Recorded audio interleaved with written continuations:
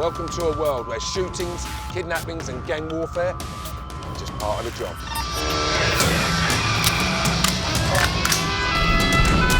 We're going on the journey to meet the real deal. Law enforcers who put their lives on the line every day, patrolling the most dangerous beats on the planet. So buckle up, because we're about to roll with the world's toughest cops.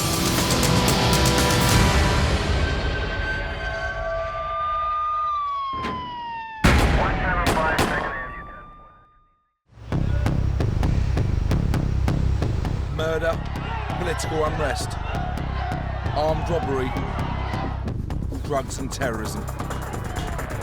Just part of everyday life in the Philippines.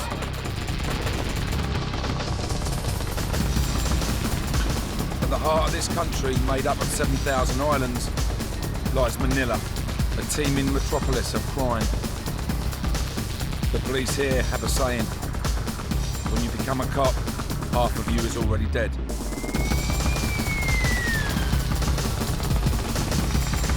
Rather die in action than retire. Ayan, takbo! Ayan, baba!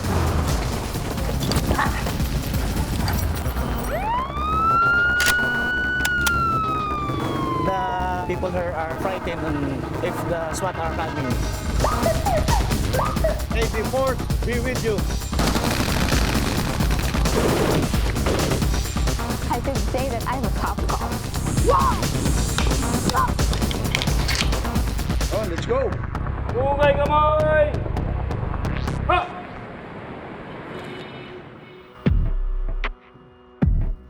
Located in Southeast Asia, the Philippines has a population of 90 million people.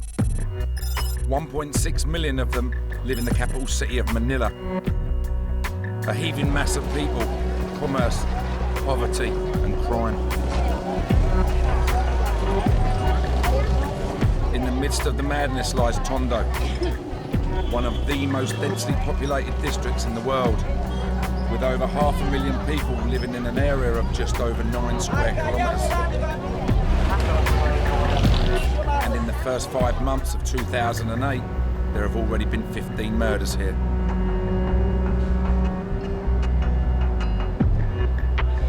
At night, it's at its most dangerous. And it's the job of the officers at Tondo station to police this sprawling and crime-ridden area. Officer Christopher Lanes is starting his night shift. He's been serving with the Manila Police for 9 years. His job is a highly dangerous one. In the last year, over 100 of his fellow officers in the Philippines National Police have been killed on duty. His shift is just a couple of minutes old when there is a report of an armed robbery. We have to go now, okay? Lanes and 2 officers head out to the scene of the crime. We are on the street of Juan Luna, proceeding to the incident.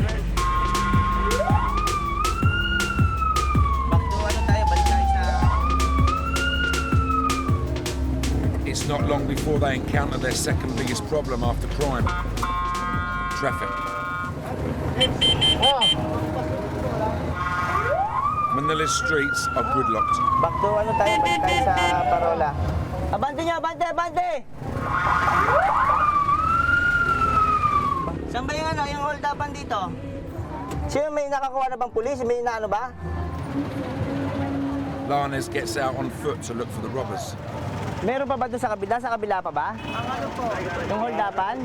Kanina lang pong maaga-aga. But they seem to have slipped into the chaos. Lanes continues his patrol, heading into the Perilous, a slum area called Isla Puting Bato, one of the most dangerous parts of the city. Especially for the police.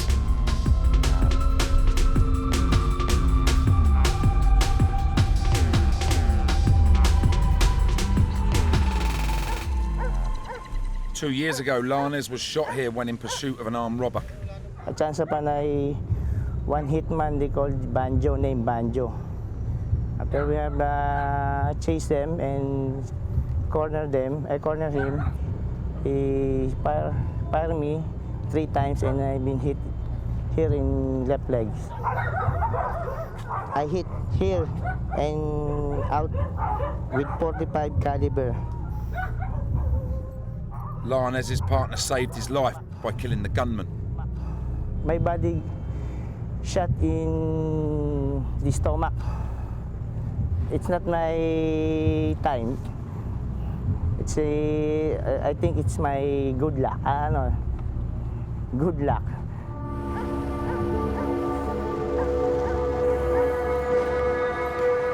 Tonight it's just a routine patrol, but in this part of Manila, it's best to expect the unexpected.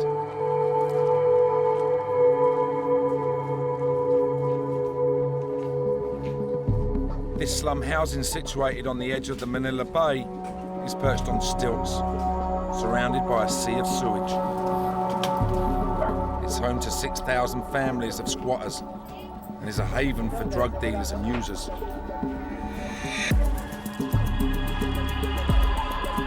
Deep inside, they find a drug den. It's not long been abandoned. This is where the place. Sometimes they use the drug paraphernalia. Whoever was here was able to see the cops coming. There's this a mirror. They can see us. So if they were coming, they jump the water. Here, they jump here in the sea, then swim under the houses. They have escaped through what is effectively an open sewer. Not quite a clean getaway.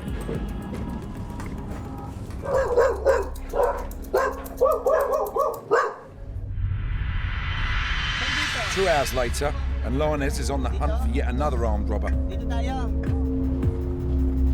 Robbery and theft account for 40% of the crimes committed in the Philippines.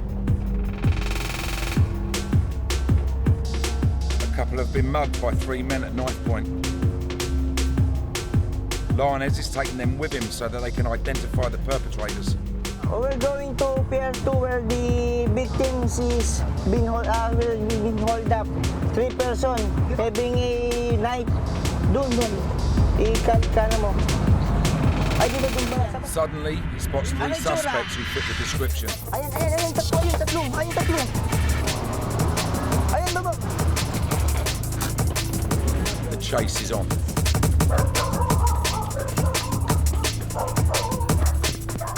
They flee into the narrow, dark and filthy alleyways of the Perola. With just a torch to guide him, it's almost impossible for Lionez to see anything.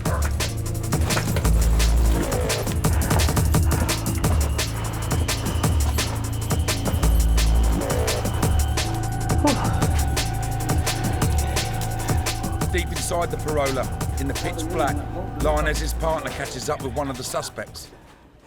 Pangalan mo? May ID ka? Saan ka? The man has no identification on him and will be taken back to the station for questioning.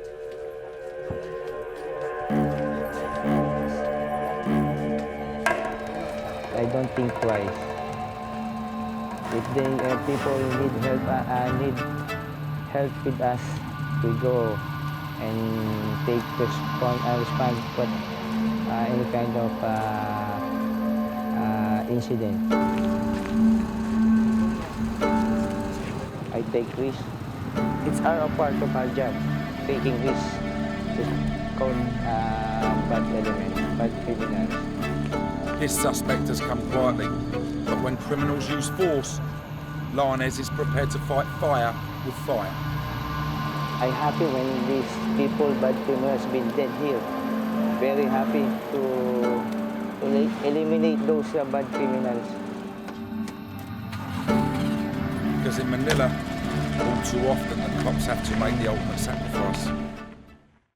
We're with the toughest cops in Manila, the capital of the Philippines, where violent crime is spiralling out of control. This vast metropolis is embroiled in a deadly conflict.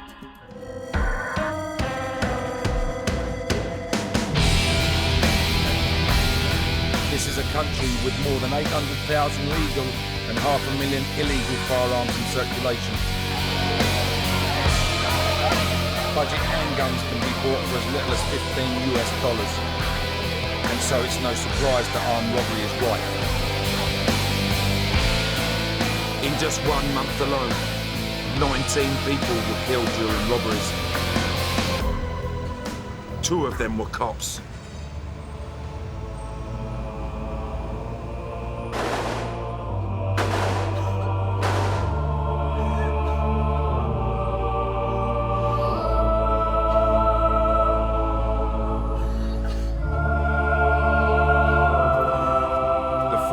Together to bury their 2 dead colleagues.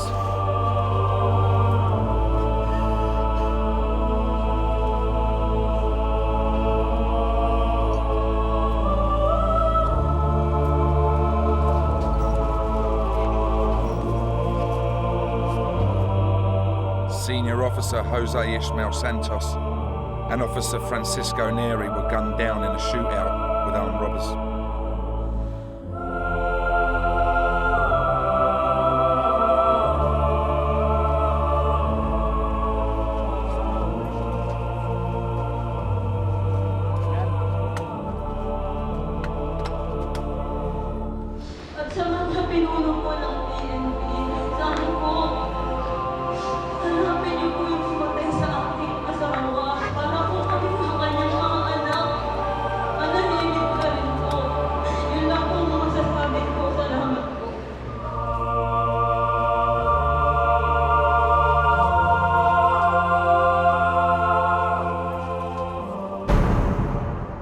Manila has given the force a clear instruction.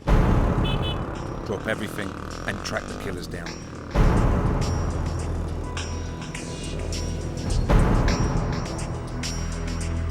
Detective Stephen Cosimiro of the Homicide Department has been assigned to the case. The suspects made sure that these policemen were dead by shooting them in the head. It's a brutal killing. That's why we are working around the clock. Here in Manila, we make sure that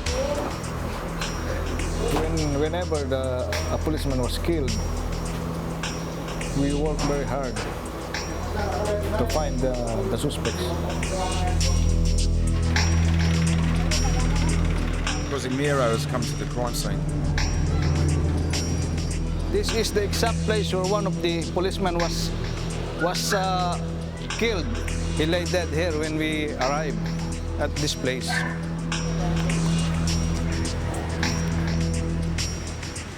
On a crowded street in broad daylight, a lawyer carrying £10,000 was shot and stabbed repeatedly in his car by the gunman. The 2 officers heard the shots and went straight to the scene, where a truck was parked in the street. The suspects were in front of the truck, and the policemen were at the back of the truck. And this is the place where engage each other with their gunfire. The 2 officers died from multiple wounds.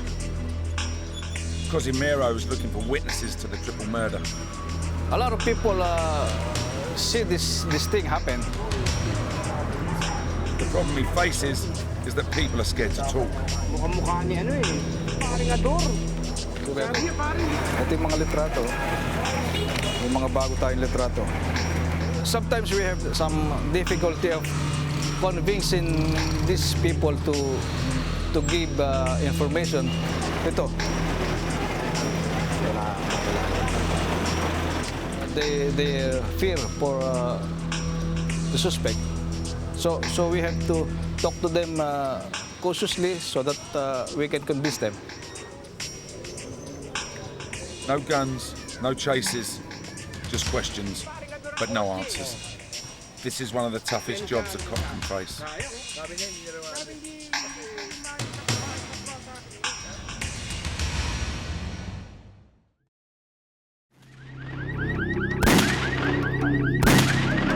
The Philippines is no stranger to political unrest. It has witnessed dictatorship, martial law, and multiple attempts to overthrow the government.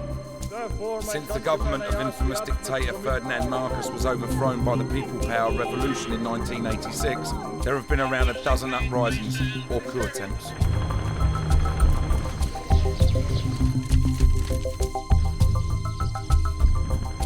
In times of national emergency, the police call in their most elite unit, the Special Action Force. May the force be with you.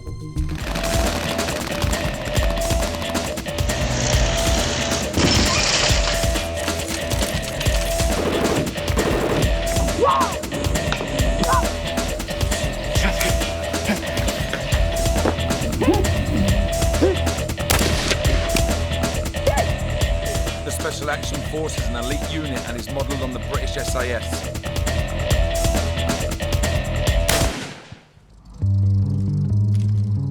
They were called into action in November 2007 when a group of renegade Philippine soldiers attempted to overthrow the government.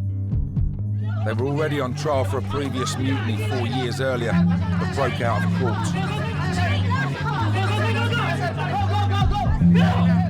And along with 300 heavily armed soldiers, barricaded themselves into a hotel and called for a change in government. In response, 1,500 troops surrounded the hotel. Leading them were officers from the Special Action Force. The mutineers were given a deadline to surrender. Civilians were evacuated from the hotel. After the deadline passed, SAF soldiers prepared to storm the building. Gunshots were exchanged between the police and the rebel soldiers.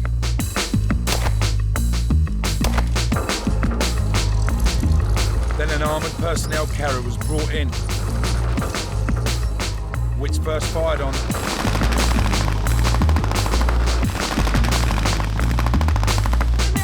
and then stormed the hotel lobby. The mutineers were arrested without anyone being killed or injured. For the SAF, the mission was a success.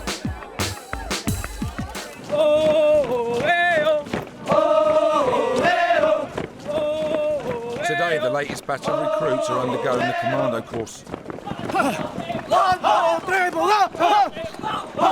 Part of the training is called Hell Week, which does exactly what it says on the tin, including 2 30-kilometre runs a day in full kit. Warriors 48! Warriors 48! Warriors 48! Warriors 48! Warriors 48! Warriors 48! Specialist training involves close-quarter combat with a variety of weapons. Drill Sergeant Mark Ballesteros is putting the recruits through their paces. So today you will learn about night fighting, huh? Yes, and everything about its technique, to include the harness. Harness is the term for the Filipino fighting arts.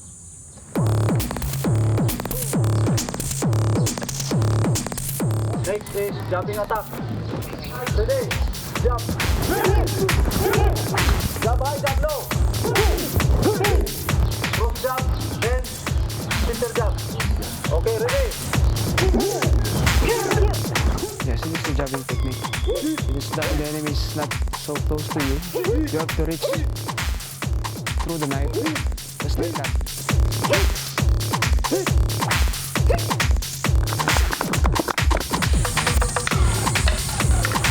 As well as knife fighting techniques, the commandos learn how to use more traditional weapons. They are taught the ancient martial art of stick fighting.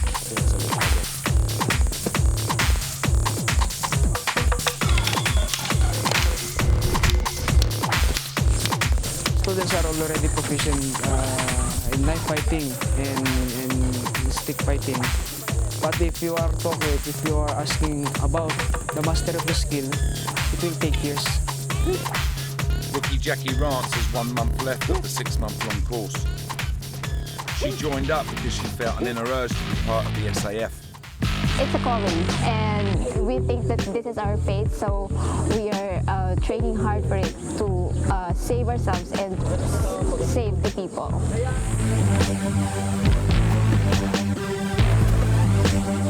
It's really fulfilling on my part because the belonging in a man's world.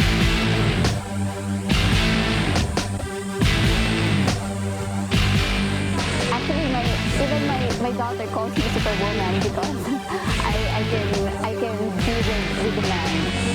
So it's really fulfilling for me. And I think also it's very fulfilling for them, for the other women. Jackie and her fellow female recruits are hoping to join the 303 women officers currently serving in the SAF. I could say that I'm a top cop. Okay, we've just undergone a combat maneuver. We have been in the mountains for 7 days. No, we've been trying hard to climb the mountains, reach the target that have been assigned to us. And I think that's one of the evidences to prove that we are all women here are tough.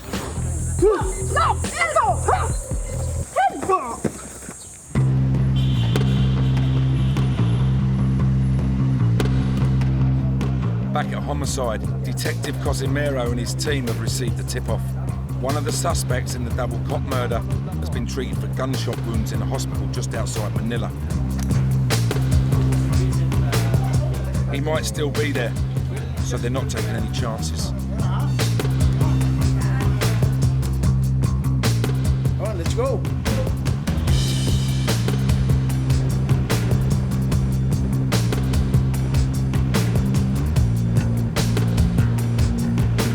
He should be vigilant and careful when we are approaching the vicinity of the reported clinic, since the reported suspect might have been confined in that clinic, and his companion may be also there.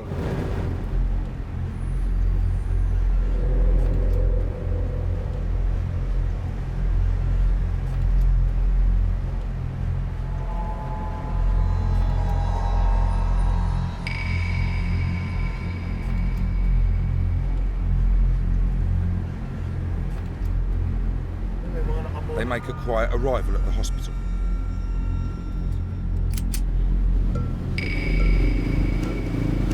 Yung kung may dinala rito nung May 12. May 12. Shooting. May 12. Okay, basa mo nga kung meron dumating ditong nabaril sa hita. Ayun, oh. Nasaan to? Puta, alas 2, pare. Oo, positive to, pare. The man they're after definitely checked in. But is he still there? The hospital manager delivers the news that they don't want to hear. He's no longer there.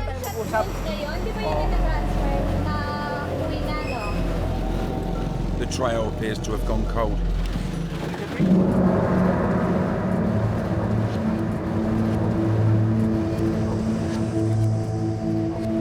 He was treated there in that hospital, and after several hours he was discharged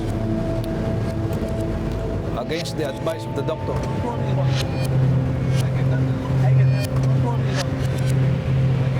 But Cosimiro is determined to catch the killers. I like to meet them. What will you say to them when you meet them? I don't know what we will be talking about, but I'm sure I'm glad to see them. I'll be glad to see them.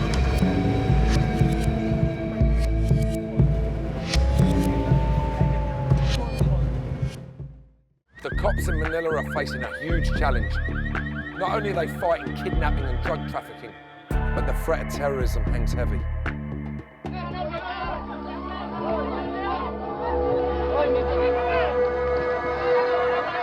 Since the turn of the millennium, Islamic extremist groups have killed or injured more than 1,700 people in the Philippines.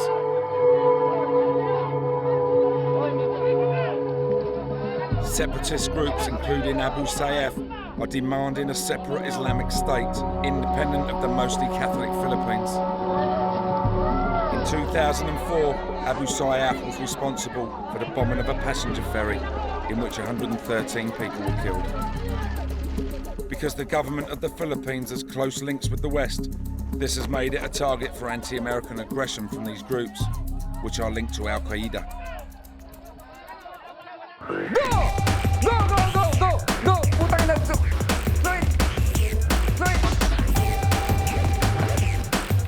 This man has been at the forefront of Manila's fight against terrorism.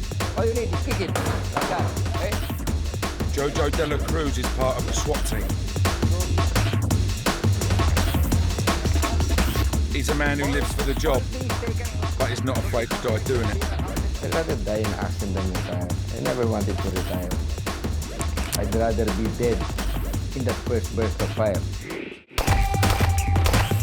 I would be very happy or very proud to be there lying than retiring without doing anything for my career as being a SWAT personnel. SWAT were involved in a bloody battle with Islamic terrorists at Camp Bayjon Jail in March 2005. Militant prisoners snatched weapons from guards, killing 3 of them in an attempt to escape. After a day-long siege, the police stormed the prison. 22 prisoners and 1 policeman were killed during the operation.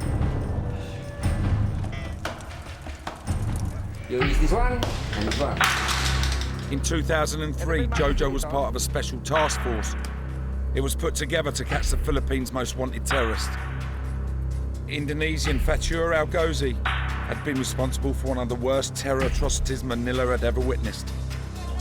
In December 2000, 5 near simultaneous bomb attacks hit the city. 22 people were killed and 120 were injured. He was arrested in January 2002 and confessed to planning the bombings. But the following July, he escaped from prison and fled to the south of the country. We were ordered by the president to hunt him down. Jojo and 3 fellow operatives spent 2 months chasing shadows. Unbelievable, like looking for a needle in a haystack. Then, with the help of an informant, they were able to find their target. Eventually, we were able to get Al-Ghazi. He was training young bombers in the south. They provided the informant with a car, which was given to Al-Ghazi. Now Jojo almost had his man. I installed a tracking device underneath. So we were monitoring that vehicle from the first day we give it to him to the last. On the 12th of October 2003, Jojo's team were informed that Al-Ghazi was on the move. He was attempting to leave the Philippines. The team went to intercept his vehicle and flagged it down. The driver ignored the signal and a chase ensued. Jojo and his men blocked the vehicle and were met with 2 gunbursts. They returned fire.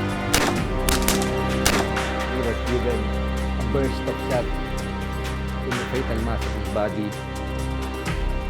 When we saw him trying to get a hand grenade from his pocket. It was a clear encounter with Al-Ghazi, who was trying to evade arrest and at the same time trying to inflict damage or casualties to our ranks.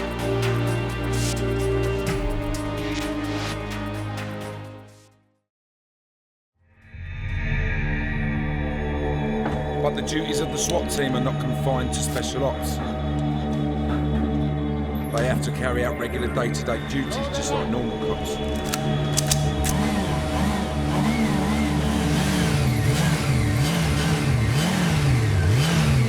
The motorcycle unit are a highly visible presence on the streets of Manila.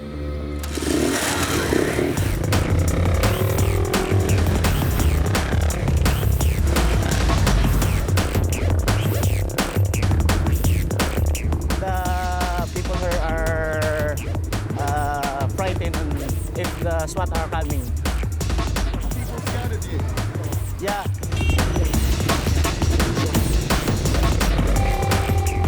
Erwin Unai is one of the cops who regularly patrols Manila on his bike. Since I was young, I always been to become a policeman.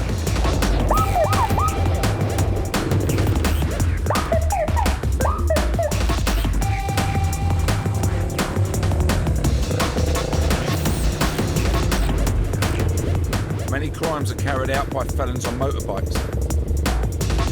In just 3 months in 2008, the Philippines witnessed 424 crimes committed with the use of bikes. 150 of them involved shootings, including 50 murders.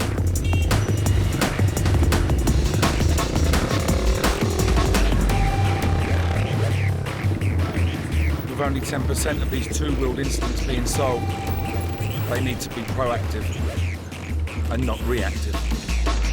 We are conducting a choke point here. We are looking for guns like 9mm, 45, or bladed weapons.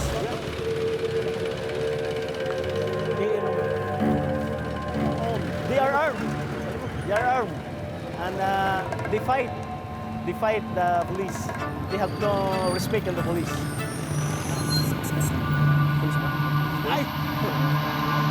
I'm afraid of being shot.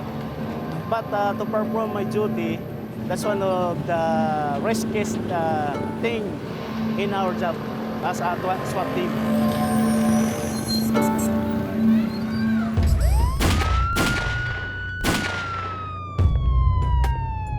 What if every day of your working life, you never knew what was around the next corner?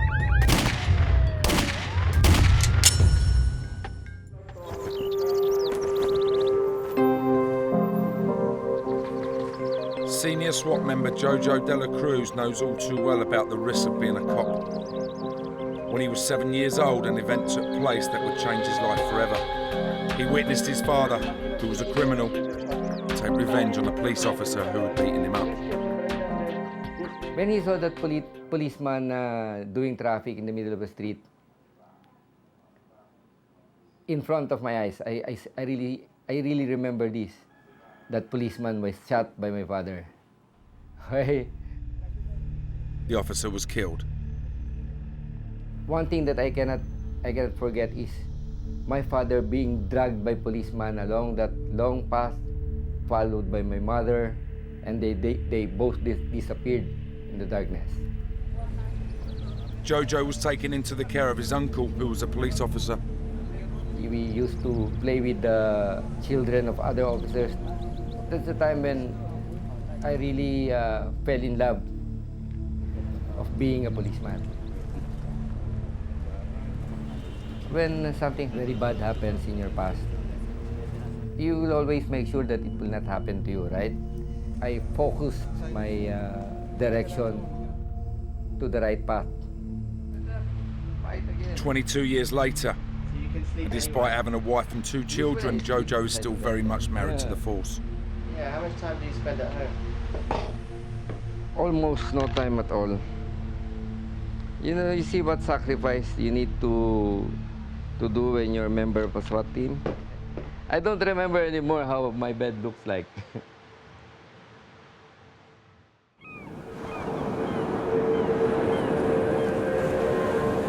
With over 36,000 kilometers of coastline, the Philippines is a paradise for smugglers.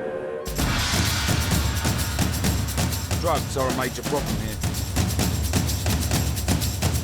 6.7 million Filipinos are drug dependents.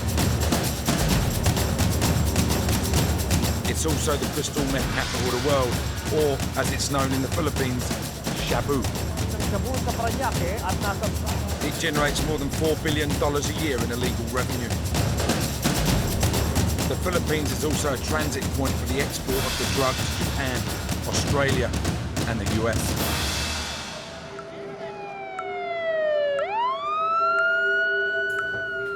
Superintendent Mariano is part of Manila's drug squad. He and his team are about to conduct a sting operation on suspected shabu dealers in the Pedican district in the southwest of the city, an area notorious for drug dealing.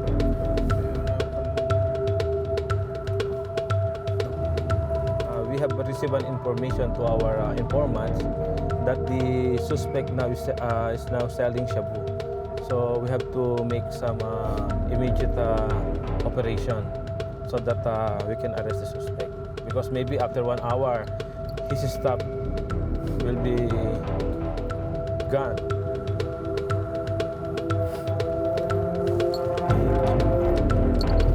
They must move quickly. Mariano's officers have to buy the drugs from the suspected dealers to make an arrest. These are my operatives. They are conducting some briefing so how to arrest the pusher. In that car, the team leader is giving instruction to the police officers, especially to the pusher buyer, the one who will be buying drugs to the pusher. The pusher buyer is the term for the undercover cop who will buy the drugs during the sting. When the pre-arranged signal of the pusher buyer, immediately all of the operatives will gather to assist the pusher buyer in arresting the drug pusher. The operation is a dangerous one for the officers involved. We have received a report that there's some drug pushers carrying firearms. Now all Mariano can do is sit and wait for the call.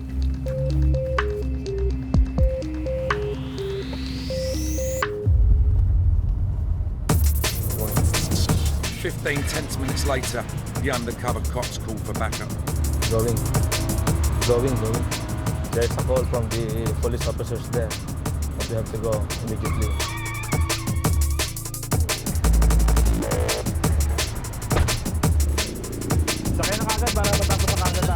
The sting has been a success.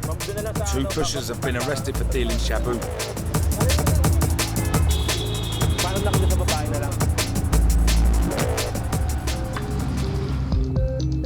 One thing Mariano is always wary of is corruption.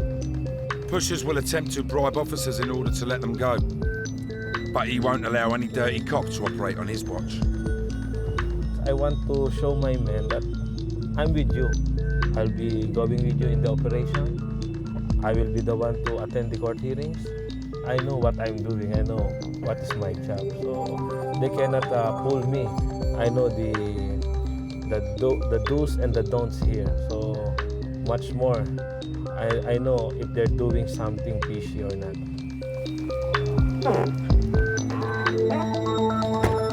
In the Philippines, the punishment for drug dealing is draconian.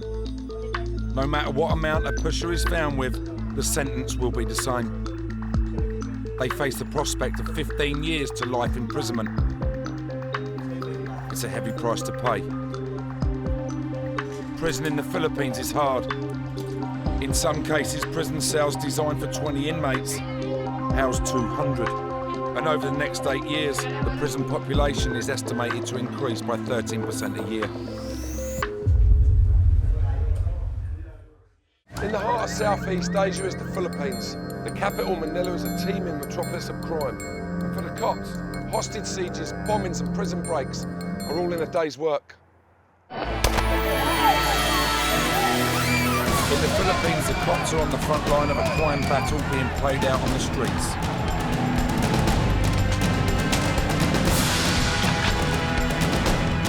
In just 2 months of 2008 alone, 20 officers of the Philippines National Police were killed in the line of duty.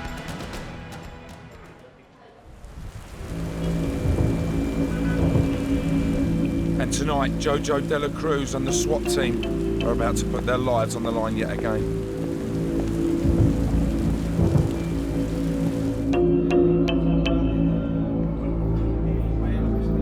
They're preparing for a big operation in Tondo. It's called a saturation drive.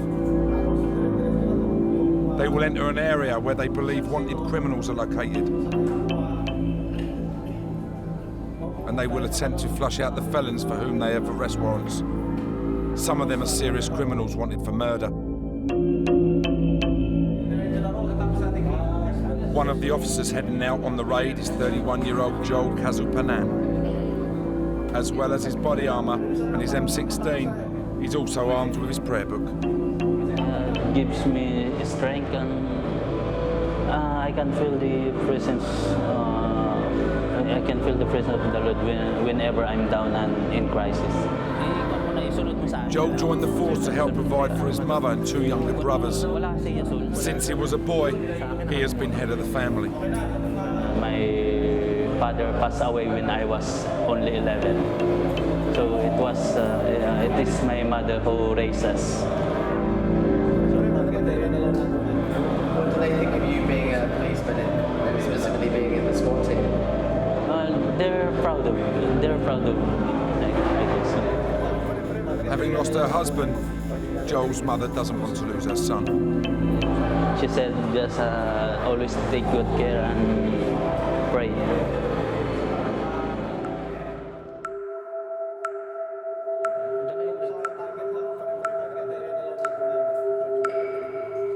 Joel and his fellow officers are briefed on who they are looking for and where they think they will be. These are our target personalities. We'll proceed to the area and then we will search every house to look for the people in the photographs.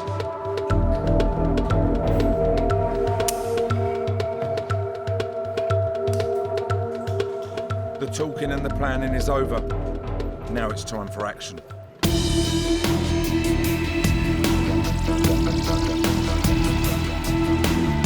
Joel knows from past experience on saturation drives that this is a dangerous mission. Well, times like this, you feel nervous. You don't know what is going to happen there.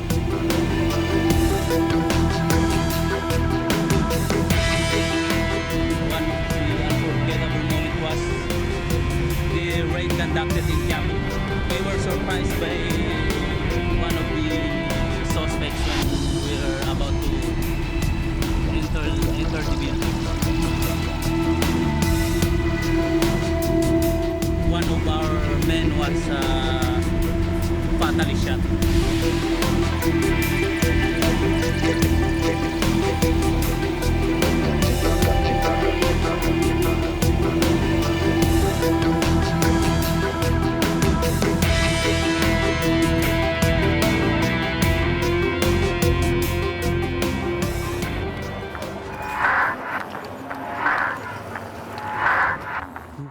They arrive at the target location and head into the parola on foot.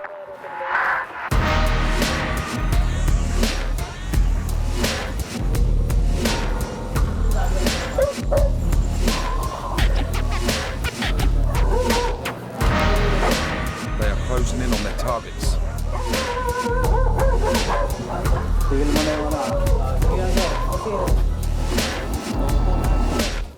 Some of the other SWAT officers who entered the slum from a different entrance have caught up with the suspects. The saturation drive has caught them unawares as they have been casually playing pool. But their game is up. Bakit ka? Gusto mong sumama dito?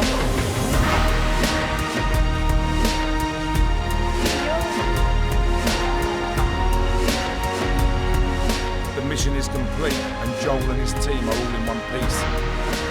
He lets his family know that he's safe. We have rounded up some of the suspects and we are still going to check their identity when we get back to the station.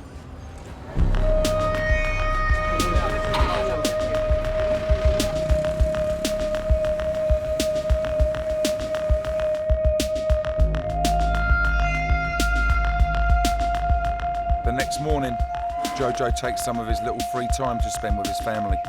His visits are often brief, and because of the dangers he faces in his job, he can never be sure that the next one won't be his last. It's in your mind and in your heart. You must be at all times ready for that. If you're a policeman, half is in the ground. If you're a SWAT member, only your head is not in the ground. Your head is on top of the ground.